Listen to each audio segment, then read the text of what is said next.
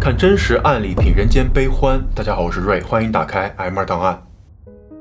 中国甘肃省白银市，市如其名，由于地下蕴藏着海量的贵金属矿产，一直都有着中国有色金属之都的称号。可是，在过去的几十年里，这个边陲小城却以一系列的恐怖连环杀人案变得家喻户晓。那个来无影去无踪的神秘凶手，给这个城市带来了长达14年的恐怖回忆。11条无辜人命中，不仅有正值大好年华的漂亮姑娘，还有新婚燕尔的少妇，以及孩子尚在襁褓中的新妈妈。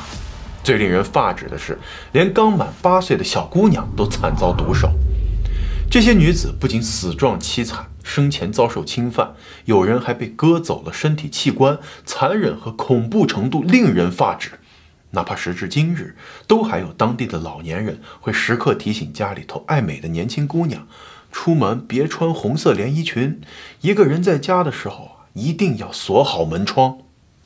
而就在人们都以为那个凶手会永远消失在茫茫人海中时，事件却峰回路转，借助先进的刑侦技术，真相终于浮出水面。此案也成为了曾经轰动一时的天涯4大奇案中唯一有令人信服的结局的案子。下面就让我们来继续奇案系列，带大家一起走进这起中国近30年来最著名的刑案之白银连环杀人案。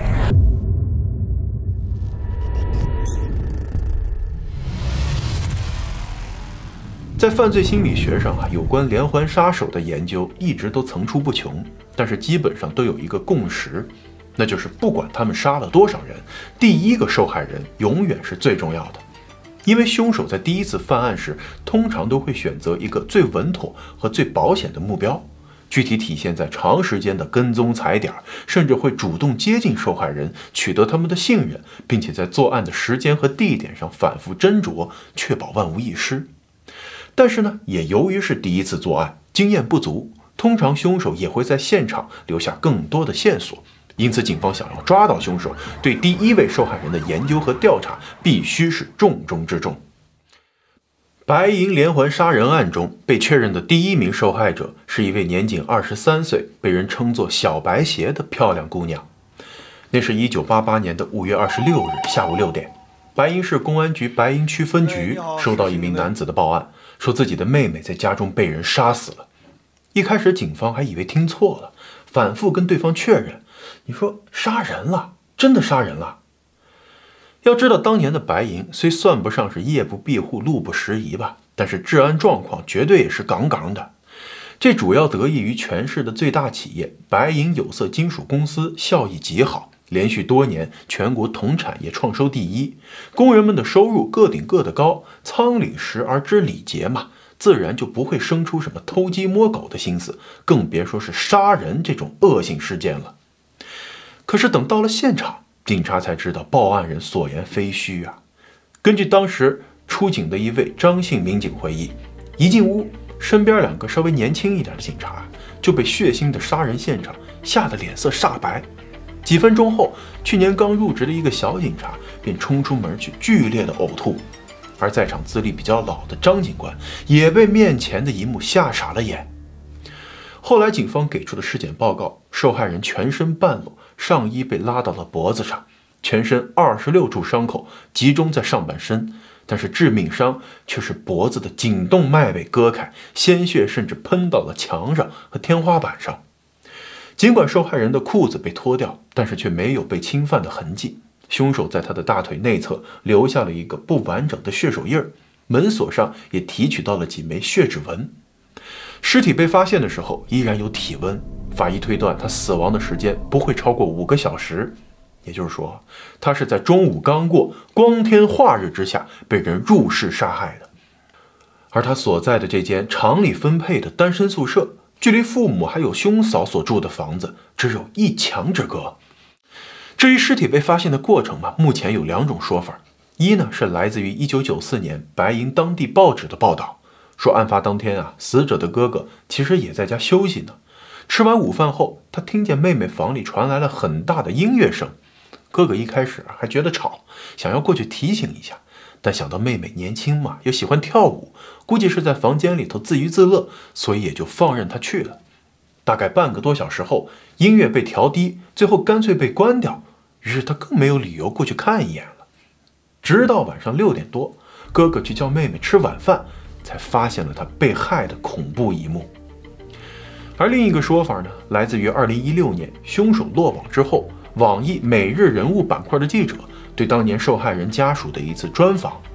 在这篇报道中，死者的哥哥案发当天下午在厂里头上班呢，隔壁是嫂子带着1岁的儿子一起住。午饭时分，他还带着孩子去小姑子的房间里坐了坐，之后回家哄孩子午睡。1点多的时候，同样听到了很大的音乐声，但是10来分钟后就消失了，所以他也没太在意。直到傍晚老公回家，才知道小姑子已经死在了隔壁。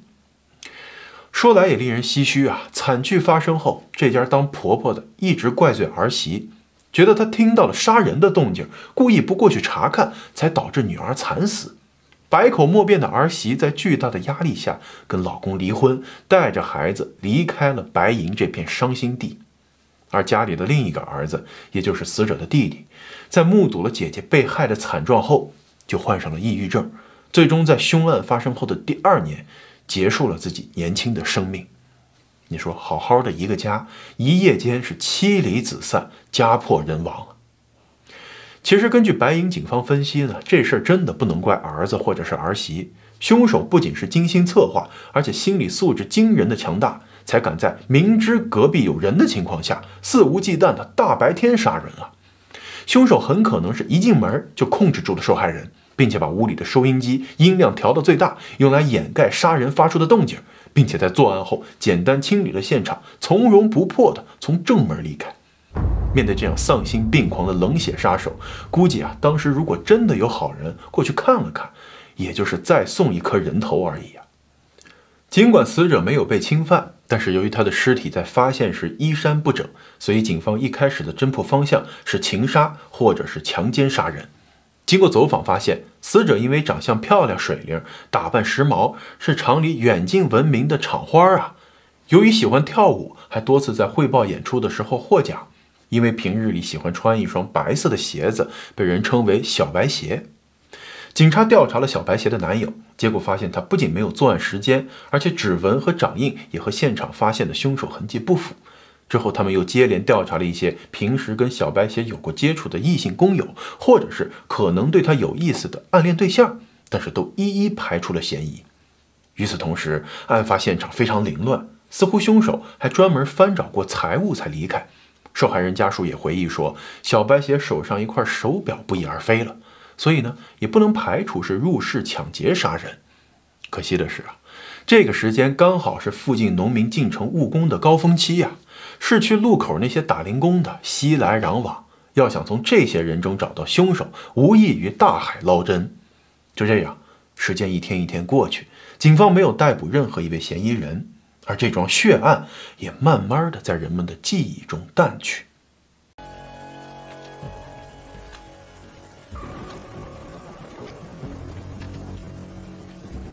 时间一晃，来到了1994年，白银市国企职工迎来了下岗潮。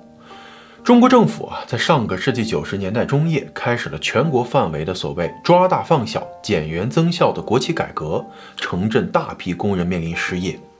而作为金属开采和冶炼大户的白银市有色金属公司呢，则成为了首当其冲的一批企业。之前令人羡慕的国企工人，一夜间成为了失业游民，衣食堪忧。随之而来的是白银市的社会治安每况愈下，偷鸡摸狗、打架斗殴、地下赌博，社会毒瘤滋生。就在这么个大环境下，那个蛰伏了6年的凶手又出手了。1994年7月27日，白银市供电局一位19岁的石姓女员工在宿舍被杀。跟前一起案件一样，这起凶案也是发生在大白天。她被害几个小时后，被下班归来的同宿舍室友发现，而她的死状也同样凄惨，上身后背被捅了40多刀，之后还被割喉，宿舍的整面墙都溅满了血迹。发现尸体的室友因此精神受到了巨大的刺激，哪怕20多年后说话都不利索。而且呢，凶手这次显得更加的从容不迫，在这栋单身宿舍的洗衣房里还留下了一盆血水，很可能是清洗过身体之后才离开。前面也说过，这个时候的白银市整体治安都很混乱，所以呢，一开始警方并没有把这起案件跟6年前小白鞋的遇害联系到一起，而是怀疑有人跟死者那个当保卫科干事的哥哥有仇，所以呢，杀他妹妹泄愤。但很快现场门锁上发现了一枚血指纹的比对结果出来了，跟当年小白鞋被杀时发现的指纹相符，于是才将这2起案件并为一案，并且正式将其命名为白银连环杀人案。可是这也没能让侦破工作变得容易一些。警方调查了2名死者的社交和生活圈，没有发现任何重合的地方。尤其是第2名死者，平时就是工作的食堂和单身宿舍2点一线，日常接触的人2只手都能数得过来。警方把目标定在了电力局里头几个男青年身上，他们都有过骚扰女性的前科。后来更是将调查范围扩大到了整个白银市电力局和有色金属公司，要求所有年龄在18到65间的男性都提供指纹进行比对。多年后，还有网友对那次大规模的排查记忆犹新，家里的父亲、哥哥、舅舅、大伯都被上门的警察要求仔细洗手之后10个手指头都要在一盒黑色的硬泥里头按一下，然后呢，印在专门的纸质卡片上。在那个连电脑都还没普及的年代，所有采取到的指纹都需要在警局里通过一个专门的机器压制到透明的塑料片上，然后再对着光重合，用肉眼来和凶手留在现场的血指纹进行对比。这个做法的准确性先不说但是这个效率就已经是低到令人发指了。警方投入了巨大的人力物力，对比了几千枚指纹，却依然没有发现任何匹配。就像之前小白鞋遇害一样，这次凶手在作案之后再度陷入了沉寂，如同一个来无影去无踪的幽灵。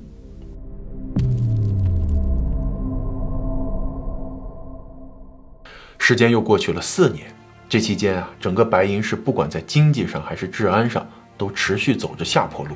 人们只能在记忆中怀念那个民风淳朴、丰衣足食的80年代。但是殊不知，一场更大的风暴即将袭来。1998年1月16日下午，29岁的女青年杨某在家中被发现遇害，她全身赤裸，共有刀伤16处，致命伤依然是脖子被割喉。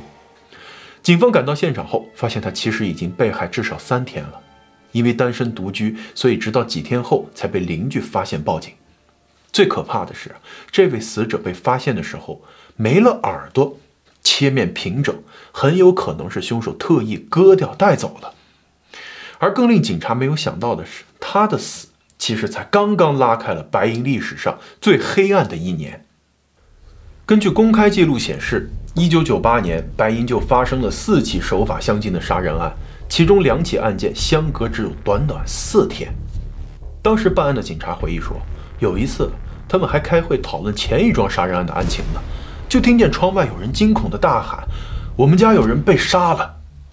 要知道，白银市哪怕是到了现在依然是一个打车15-20块钱就能从东头到西头的小城在手机还是个稀罕物的1998年，有不少人在发现命案的时候，出于巨大的悲痛和恐惧，就来不及找公共电话，而是一路哭喊着来到警局去报案。那这种做法无形之中更是增添了全城的恐慌气氛。一位当时的亲历者回忆说，在第2起命案发生之后，全城所有的中学就叫停了晚自习，并且要求父母尽量来接孩子上学放学。如果实在没法安排，老师也会安排好几个学生结伴同行，再三告诫千万不能落单。而城里头更是流言四起，最出名的一个说法是，凶手是被初恋女友抛弃，因爱成狂发了疯，专门杀那种身穿红色连衣裙、长发、穿高跟鞋的年轻女子，因为这就是他前女友平日里最爱的打扮。不仅是爱美的年轻女孩们纷纷把心爱的红裙压在箱底儿，不少人还忍痛剪掉了长发，就连城里最大的几家百货商场也都把红色的衣服下了架。后来警方证实说这里边大多数呢其实都是以讹传讹。比如说，所有受害人中，除了第一位受害人小白鞋是远近闻名的，长得水灵漂亮，能歌善舞之外，剩下的大多数呢，都是相对朴实文静的普通姑娘，不管是相貌还是身材，说实话都谈不上出众，也很少穿着红裙这种比较艳丽的服饰，而且她们的发型呢，也是有长有短的，甚至就连民族背景都不一致，因为甘肃呢，一直是一个多民族聚居的地方。所以啊，被害的女子中既有回族也有汉族，既有已婚也有未婚。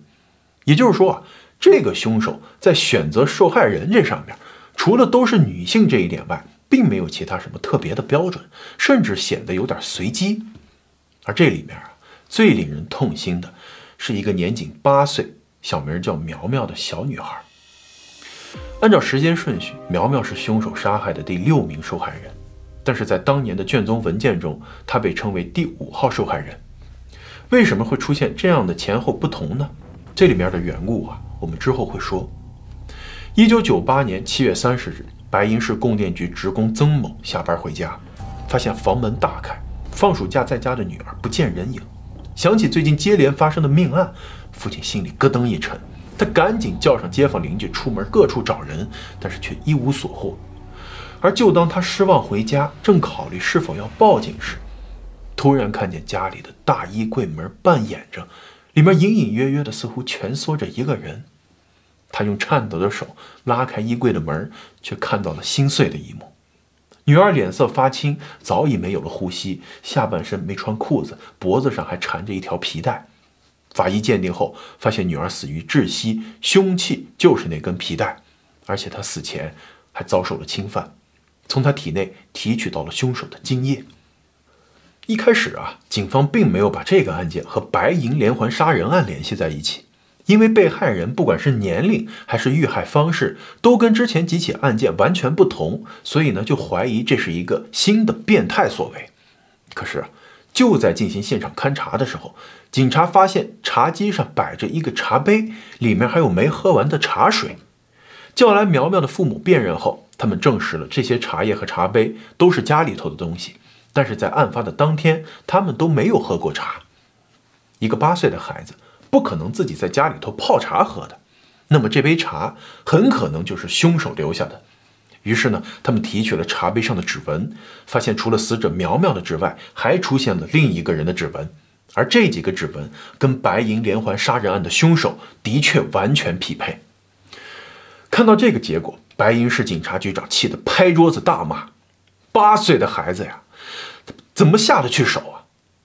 而更让他气得咬碎后槽牙的是，苗苗遇害的地方距离第2名死者被发现的地点直线距离还不到50米。这个凶手4年后故地重游，嚣张至极啊，简直是对警方活脱脱的挑衅。其实从第一个案件开始，凶手就在现场留下了各种各样的线索。指纹、掌纹、脚印以及衣服的纤维，而随着他的犯案越来越多，残忍程度进一步升级，还留下了精液、唾液以及咬痕、齿痕等更多的生物学线索。而且警方还发现，凶手每次作案后都会把现场翻得乱七八糟，除了带走值钱的东西外呢，更是对死者的相册情有独钟，就像他常常会割掉并且带走一部分死者的身体部位一样。似乎照片也是他收集癖好的一环。在无数个夜深人静的夜晚，有个隐藏在黑暗中的男人，一边把玩着人的耳朵，一边欣赏着死者的照片，脑子里还一遍遍地回想着杀人给他带来的无尽快感。这让人不寒而栗的一幕，绝对比大多数恐怖片都更加瘆人。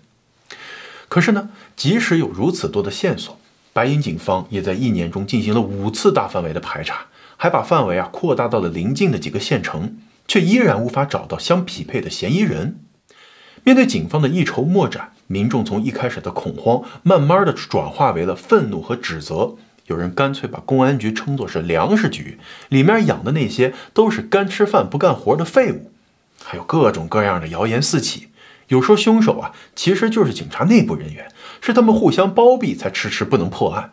还有人说凶手是个汉人，专杀回蒙2族女子，于是呢，就有些热血上头、武德充沛的少数民族青年自发的半夜上街巡逻，对那些他们觉得可疑的人啊，冲上去劈头盖脸就是一通痛打。在连环杀手恐怖阴云的笼罩下，那个时候的白银市治安堪比蝙蝠侠的哥谭市。但要说警方完全没有头绪，也并不完全准确。随着凶手愈发的胆大妄为，警察还真的有2次跟他擦肩而过。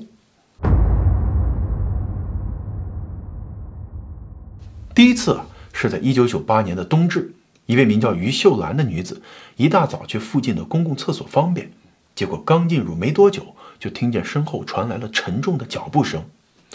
她没敢回头，只是偷偷的用余光瞟向地面，发现是一双穿着男士皮鞋的大脚正寸步不离地跟着她。今早上上厕所这么害怕，我就在娃在这刚动上，他就进来了，他就打男厕所过来的。最后他动了一会儿，他就直接过来就看我，他看我，我也看他着呢。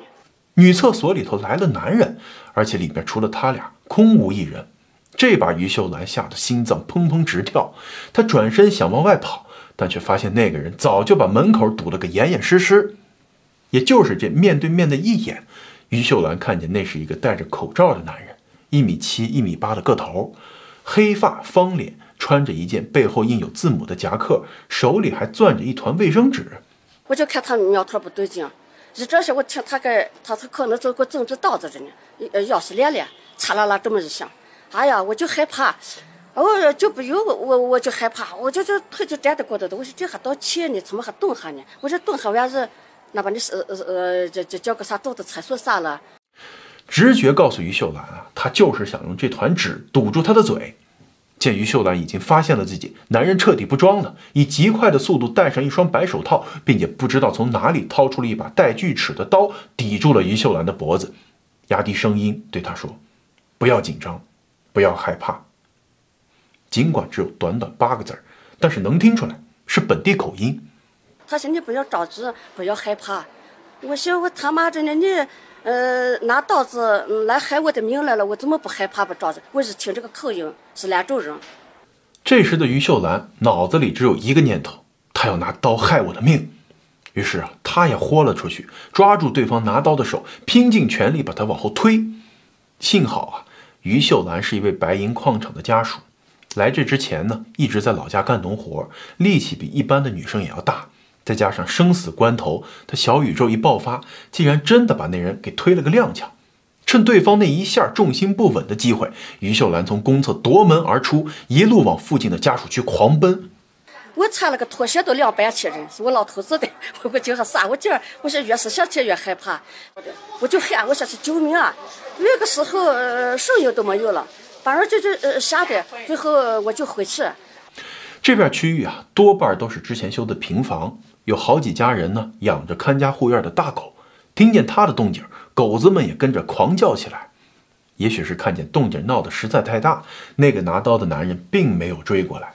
于秀兰也就这么成为了第1位从白银连环杀手魔爪中逃脱的人。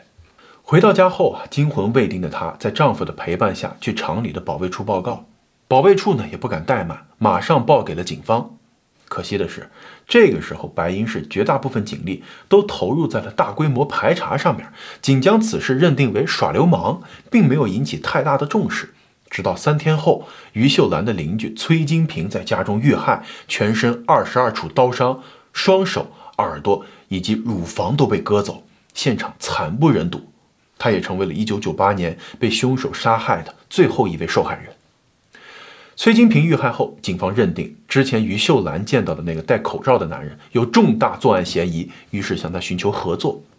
不得不说啊，于秀兰的确算得上是一个巾帼英雄，哪怕是自己九死一生侥幸逃脱，邻居不幸惨死，他还是毅然决定站出来帮助警方破案。为了避免被凶手认出来，他专门去剪了短发。3名便衣警察陪伴之下呢，在白银的大街小巷进行辨认，尤其是在火车站、长途汽车站这样人流量巨大的地方。可惜的是啊，整整2个月过去了，都没有找到凶手的影子。而这段时间，他似乎也消停了，并没有新的凶案发生。不过，白银连环杀人案的恶劣程度，惊动了公安部。他们派出了当时的首席模拟画像专家张欣前往白银协助侦破。张欣呢，根据于秀兰的描述，给凶手画出了3张模拟画像。这也是第一次，那个令人闻风丧胆的连环杀手有了一个具体的形象。与此同时啊，北京公安大学的犯罪心理学家也从心理层面上给凶手进行了一个侧写，认为他年龄35到40岁，单身独居，性格孤僻，没有宠物和朋友，相貌中等或者丑陋，身体强壮，行动敏捷，且心理素质很好。由于他并不是每次都对受害人进行侵犯，于是推断出他可能有性方面的隐疾，也因此曾经遭受过女性的歧视和嘲笑。这些画像和侧写与真正的凶手之间到底有多大的相似度呢？欢迎大家提出自己的想法和见解，我们之后会公布答案。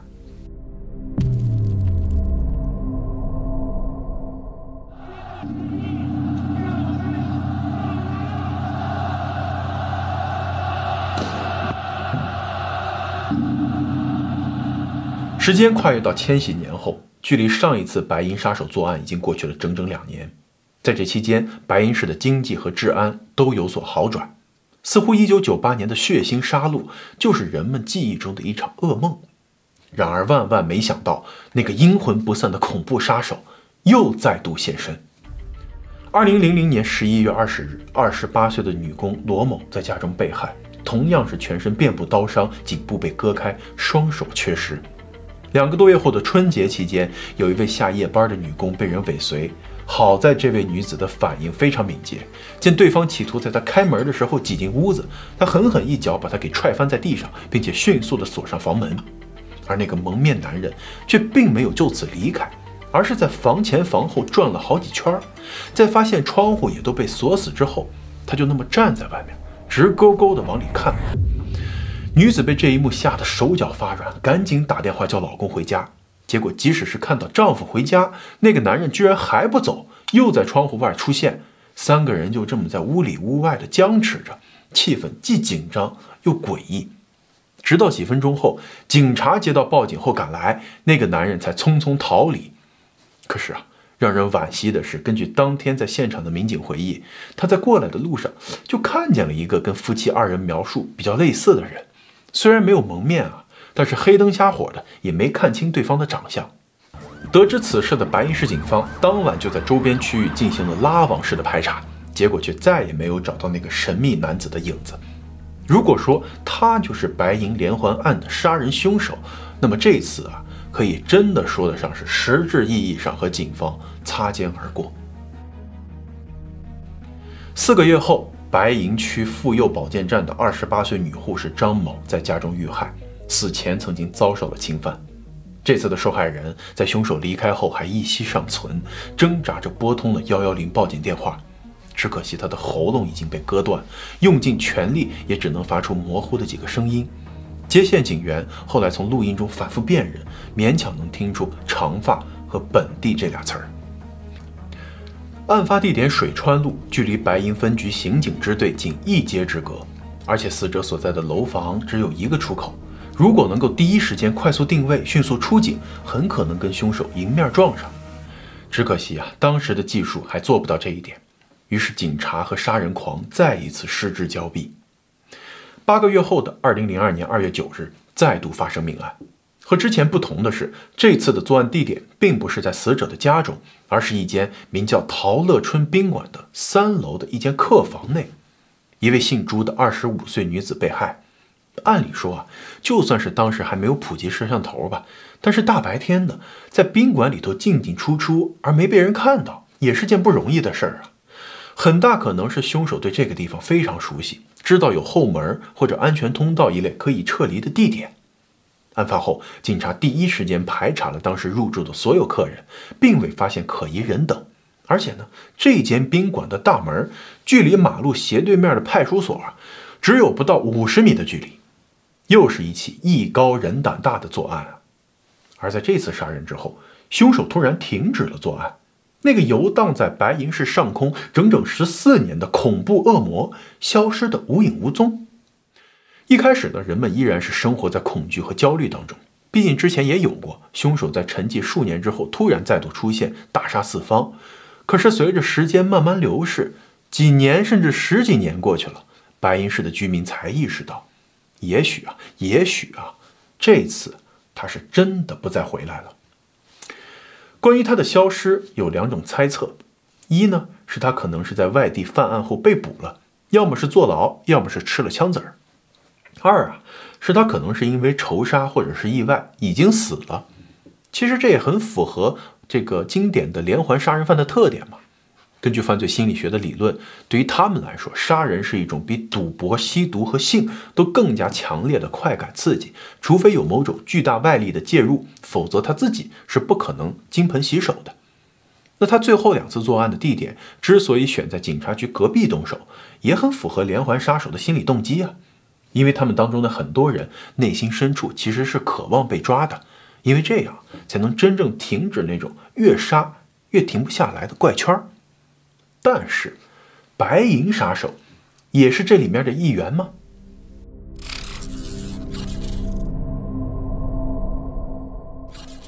？2001年8月，白银案被公安部列为督办案件。同年，中国引进了当时国际上最先进的 STR 检测技术，取代了之前的 DNA 指纹图谱。这项突破让原先需要大量采样才能做的 DNA 检测简化到了只需少量样本便可进行比对。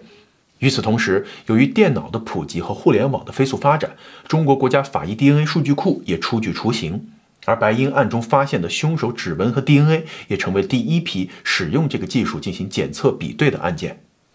可结果呢，却令人无比失望。数据库中10多万个样本无一匹配成功，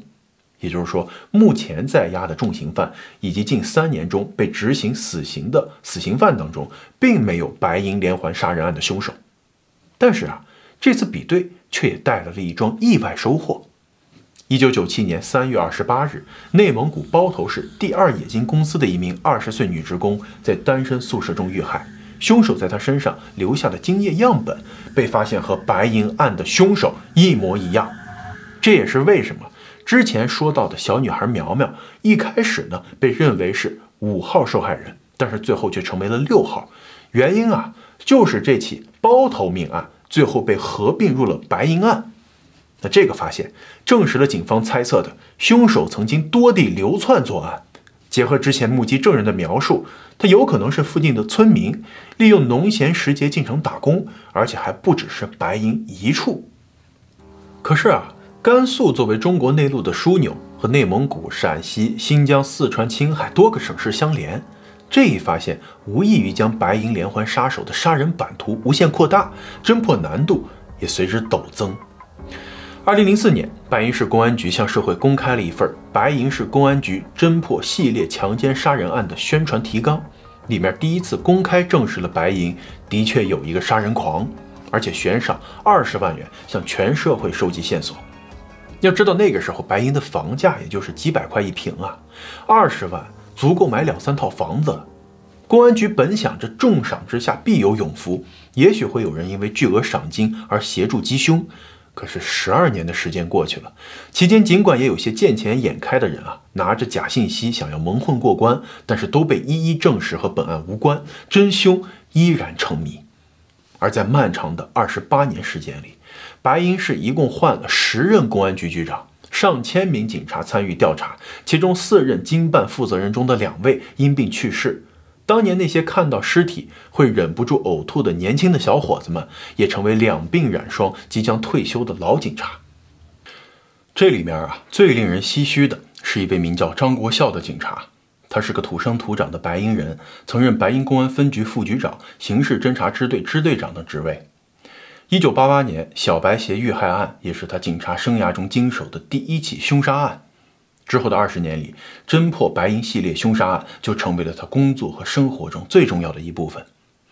他的妻子后来回忆说，那些年张国孝不仅是带人在本地调查，还跑到过河南、内蒙古等很多地方，只要听到哪儿有类似的案子，就要跑过去看看会不会和白银案有关系。经常是一个电话打过来，他就会走很多天。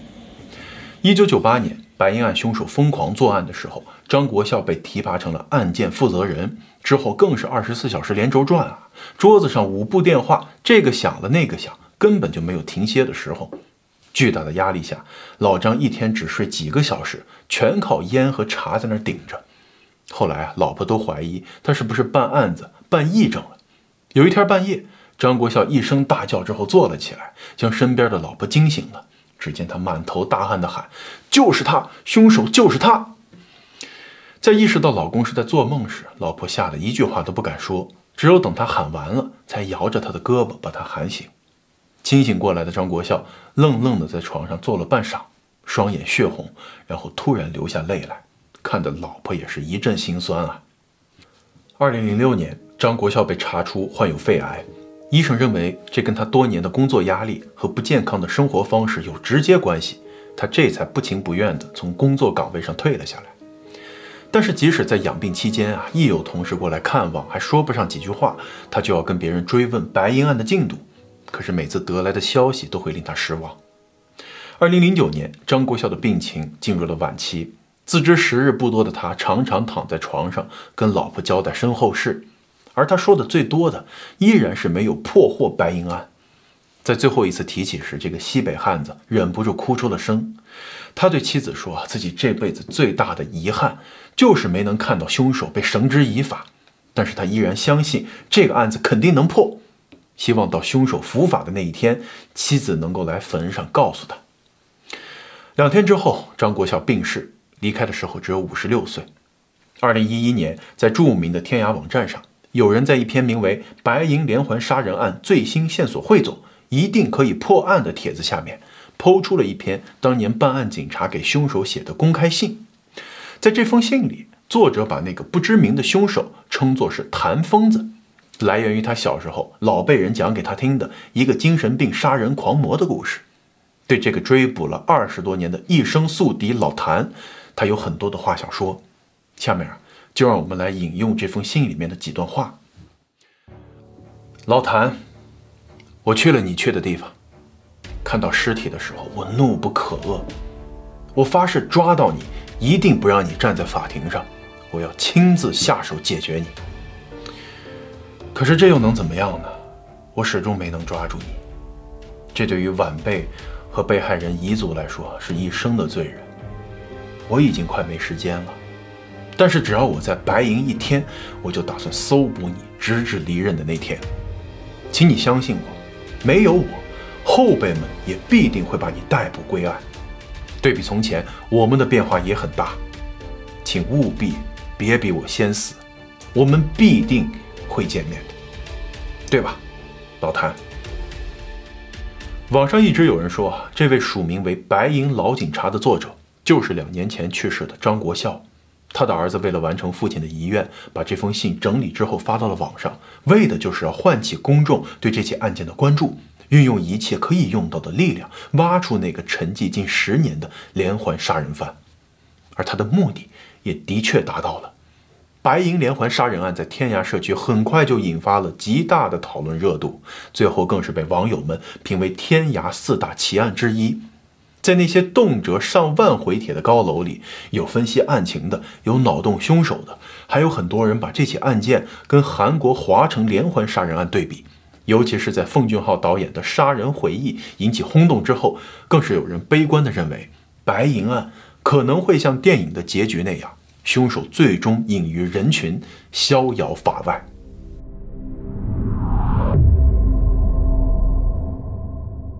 2016年，距离第1起杀人案过去了整整28年，白银杀人狂的最后一次作案也已经过去了14年。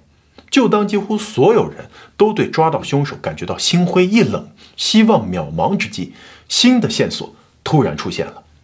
契机是中国法医界引入了一项新的检测黑科技 YSTR 基因检测技术，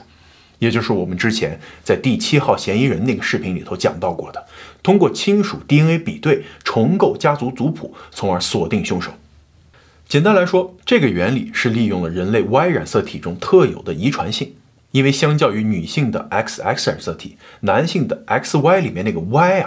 会遵从严格的父系遗传。也就是说，在父传子的情况下，他们会拥有几乎一样的 Y 染色体，并且会代代相传。哪怕是家族的旁系血亲里面的男性，也会跟这条 Y 染色体产生重合。举个例子，就是尽管隔了1800多年，曹操的后人当中的男性也有极大的可能拥有跟他相似度很高的 Y 染色体。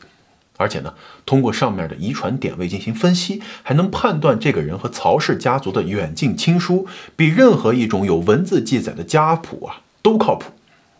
这种技术能够从量级上扩大比对的范围，也就是说不用真的找到那个凶手，只要找到他的什么远房表哥或者二大爷就行了。但是这里面的运气呢，依然占着很大的成分。因为这个所谓的表哥或者是二大爷，他必须得有犯罪记录，并且被提取的 DNA 样本才能行那万一白银案的凶手来自于一个男丁不旺、3代单传的家庭，且这里面个个都是良民，从未跟警察打过交道，那么这个技术再是牛逼也是白搭。在对科学的信任以及对概率的不确定下，白银案凶手的新一轮 DNA 比对终于在2016年4月展开。这次调查一直进行到了8月，突然传来了一个好消息，一位因行贿罪而被捕的高姓犯罪嫌疑人身上提取的 DNA 样本中的 Y 染色体跟白银案凶手高度重合。其实按理来说行贿受贿这类经济类的犯罪是很少会提取 DNA 这样的生物学证据的。但是当时本着抓都抓了的心态，外加甘肃省之前刚好被纳入了全国犯罪分子登记数据库，所以这才留下了这个来之不易的 DNA 亲属样本。根据上面提取的遗传点位分析，白银案的凶手是这个人的远房堂亲，大概率这俩人是同一个曾祖父，但是呢祖父不同。有报道说这个人是凶手的堂叔。但是搜狐记者去当地采访一个老人，他非常肯定这俩人就是平辈儿。为此警方根据这个人的信息找到了他的老家甘肃省青城镇成河村，不仅带走了高氏家族的族谱，还提取了村里几个姓高的男性的血样回去进行分析。根据澎湃新闻2023年一篇名为《千年古镇风雅倾城》的文章，高氏是当地最大的一个家族，明朝时就跟着朱元璋的第14子肃王一起迁来了甘肃，之后更是屡立战功，有2个儿子被封为护旗将军，后来还出了7名文武进士，算得上是一个高门大户。1785年修建的高家祠堂到现在都是当地有名的旅游景点。根据当地人说，每年的清明和7月15，高家都会举办声势浩大的祭祖仪式，宴席在城里持续好多天，前来参加的高家老小个个自豪的腰板挺直。谁都没想到，这个远近闻名的仁孝之家却出了一个杀人狂魔那本每隔10年就要修一次的高氏家谱，给警方的调查带来了巨大便利。再加上1964到1971年间出生，身高1.68米到1.75米，80、90年代长期在白银和包头2地打工等条件之后一个叫高成勇的人缓缓浮出了水面。令人意外的是，他跟之前犯罪心理学家做出的凶手侧写有着明显不同。首先，他并不是单身独居、仇视女性且有性障碍的怪咖，而是一个结婚30多年、有2个儿子的居家好男人。就连长相上，也不是画像中那般眼神阴狠，而是个胖胖的中年大叔，脸上还总带着一副和气生财的笑容。他在4年前跟老婆一起承包了白银市工业学校的小卖部，很多学生都对这个脾气和善的老板印象很好，说他从不与人争执，有时候同学过来买东西兜里差点钱也能很慷慨的给赊账。老板娘呢，则是个大嗓门，脾气直爽，一看就是妥妥的女主外男主内俩人的小儿子放假的时候呢，也会来店里头帮忙，是个斯斯文文爱看书的大男孩，据说考上了一所全国著名的高校。大儿子则很少回来，据老板娘说，他也是个远近闻名的学霸，大学毕业后在兰州一间国防单位担任工程师。儿子优秀，夫妻幸福和睦，还有个足以养家糊口的小店，怎么看怎么都跟连环杀人狂扯不上半点关系为了保险起见，警察专门找了几个学生去小卖部里头买东西，目的就是要从包装纸上提取高成勇的指纹。结果发现，和白银案中发现凶手留下的血指纹的确100%匹配。证据确凿之下，警方决定在2016年8月26号对高成勇实行抓捕。看见几个穿着警服的人远远走来，高成勇第一反应是站起来想跑，结果不想警方早已在后门安排了人手，前后夹击，让他插翅难飞。于是他颓然地坐下来，乖乖伸出手，让警察把他铐上。警察问的第一句话就是：“你知道我们为什么来抓你吗？”杀人呗。他的语气平静的好像是在说吃饭喝水一样稀松平常的事儿。被捕的当晚，高成勇在公安局的审讯室里交代了自己所有的杀人罪行，甚至还包括了一起在包头行凶且没有留下指纹痕迹的案件，让他手上的人命从10条变成了11条。而让警察都感到不寒而栗的是这高成勇呢，他记得每一起案件的时间、地点、经过细节以及死者的长相，感觉什么呢？就是这人在过去的10几20多年时间里曾经无数次在脑海里回忆自己行凶的经过，就如同小口咂瓦那陈年佳酿一般，反复回味，不放过一滴，实在是变态到了极点。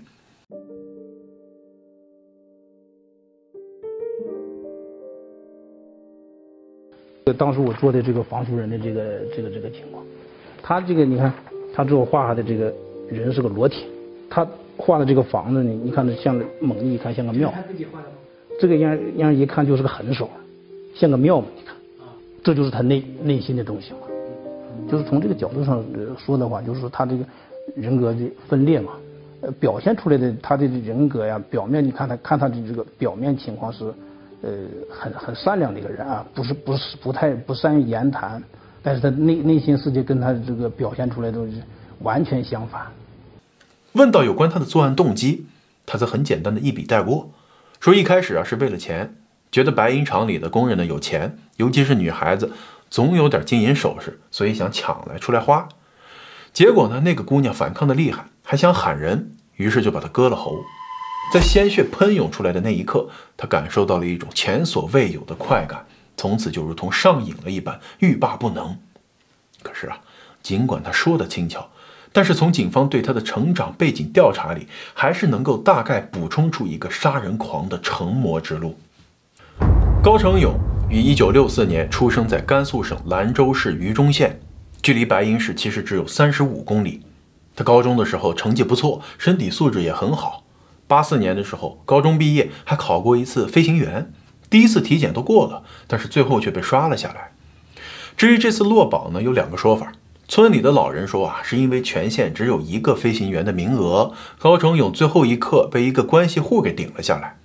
而后来警方的猜测则认为，很可能是他当时在体检复查的时候被发现了乙肝抗体呈阳性，因此被淘汰了。之后他又复读了1年，结果还是落榜。最后的教育程度定格在了高中毕业。后来呢，他跟村里的青年一起外出打工，几年后经媒婆牵线认识了小他2岁的同村姑娘，很快就结了婚。婚后他继续出门打工，去的最多的就是白银市一个叫做胜利街货场的劳务市场。运气好呢，能找着些帮人修屋刷墙扛大包的临时工作；运气不好则颗粒无收。1988年的第1次作案，因为他老婆正在怀孕期间，他自己欲火难耐，加上孩子快出生了，家里也确实急需用钱，所以他在路上尾随女青年并将其杀害。但是杀完人之后呢，他又害怕的要命，先是回家看了看，然后第2天就跟人去包头打工了，就这么完美的避开了白银市针对凶手的那一轮大排查。之后他的几次行凶似乎都跟他的人生节点有关。比如说作案频率最疯狂的1998年，他的小儿子8岁，老婆想送孩子去镇上读书，但是不管是在镇上租房子还是生活费，都让高成勇的那点打工挣来的钱无法承受，于是他就开始用杀人来缓解精神上和经济上的巨大压力。用他的话来说最严重的时候才隔了几天就需要杀人泄欲，不然心里难受。在不杀人的时候，他会反复回忆行凶的过程来让自己获得快感，因此他会收集死者的身体器官和照片来留作纪念。不过这些东西通常很快就会被他给烧掉，不留痕迹。有关那个8岁的孩子苗苗，他的印象尤为深刻。他说他本来的目标其实是苗苗的妈妈，但是敲门之后却发现是个小女孩，于是便以自己是他爸爸的朋友为名骗他开了门。懂事的孩子还为他泡了一杯茶。明知自己的小儿子也是8岁，但是高成勇还是兽性大发，侵犯了他。本来还想留一个活口，结果在搜刮屋子里财物的时候，就听见女孩说：“警察叔叔会来抓你的。”于是他就残忍地将他灭口，并且藏到了家里的衣柜。即使是回忆起如此令人痛心的受害人，高成勇也只是语气略有起伏，承认自己是个恶人，比较疯狂。而对面做笔录的警察已经气得要把他摁在地上痛揍一顿。至于为什么每次高成勇都能完美的逃脱警方的大规模排查呢？一方面是因为他习惯在作案后第一时间回到老家榆中县，这儿呢尽管距离白银市不远但是行政区划却是兰州市，那白银市的警察对此是鞭长莫及至于他经常去内蒙和陕西等地打工，这在当地的年轻人中也是司空见惯的事儿，所以也没有引起别人的怀疑。最重要的一点是他不管是性格、外形还是气质上，都跟警方画像中那个嫌疑人严重不符，很难怀疑到他头上。甚至连跟他同床共枕30多年的老婆都很难想象，老公就是那个头上顶着20万悬赏的杀人狂魔。根据妻子对红星新闻记者的回忆，高成勇是个非常爱干净的人，每次回家后都会洗澡换衣服，还会主动的做家务。相比村里那些脾气火爆的大老爷们儿，高成勇的性格甚至有点软。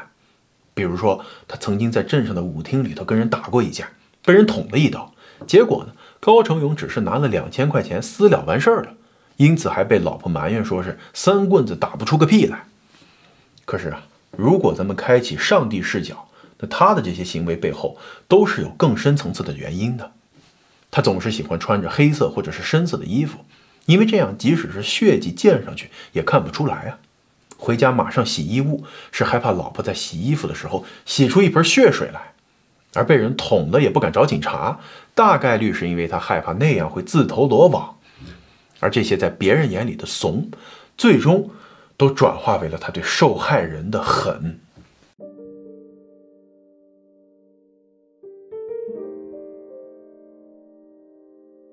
在你的成长的过程当中，有没有那女孩子欺负过你？没有。你觉得你自信吗？不自信。不自信。这种不自信的一直都有吗？一直都有。一直到现在吗？我说你每次做案子你害怕不？你说自是案子做完他害怕了，回头睡不着觉，有几天睡不着觉。我说你害怕啥呢？你说在这之前我看个小说，就是《这侵权》，说老孩子和侵权追了刺猬，就是能走到家里来，他害怕结果过个日子整着他又不害怕了。至于为什么2002年之后突然收手不干了，高成勇自己的解释是老了干不动了，而且担心影响到孩子的将来。说白了就是害怕被抓。因为这一年他们家老二出生了，大儿子也考入了白银市的重点中学。高成勇夫妻呢跟着举家搬到了白银市，成了陪读父母。高成勇也不用再到处打工挣钱了，而是跟老婆一起承包了学校的小卖部。值得一提的是，他们在白银市租的房子距离第7号受害人的遇害地点还不到200米。什么概念呢？有的时候街坊邻居还会提起当年的血案，心直口快的妻子还会跟着一起痛骂那个杀人凶手是个只会对女孩子动手的孬种。而每次听到这话，一旁的高成勇面不改色，看不出一丝的情绪波动。他对待生命的冷漠态度，最后其实也映射在了自己的身上。在2018年3月30日一审被判死刑之后，他对自己的律师提出不上诉、不辩解、求速死，之后便拒绝了一切采访，也不跟律师交流，安安静静的在看守所里等待死刑执行。1年后的2019年1月3日，白银连环杀人案的凶手高成勇被执行死刑。他死前拒绝了老婆和儿子们的探视，留下了一句自愿捐赠器官的遗言之后，就平静地走向了死亡。